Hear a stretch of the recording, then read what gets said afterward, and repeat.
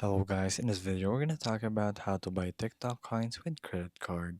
So when you're in your profile here in TikTok and you want to buy some coins, all you have to do is go to the top right corner and then go to your balance. It will show you your current balance right here, and then all you have to do is press get coins right here. From there, you want to select the denomination of how much coins you want, and let's just say you want the maximum amount right here. So recharging is not available for that. So let's just try this. So there's gonna be an unusual transaction on my account. So when that happens, you have to contact them basically right here. So let's just say Mayo what? So there, that's gonna be my support ticket.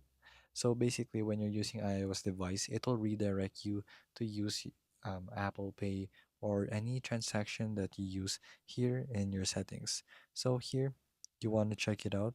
So when you go right here, you go to your payment and shipping, you will use that payment method. So I suggest you actually use your credit card and add it right here. So add a payment method from here and then add a credit card. So add your number, your expiration date, and of course your CVV from there. And then that's it.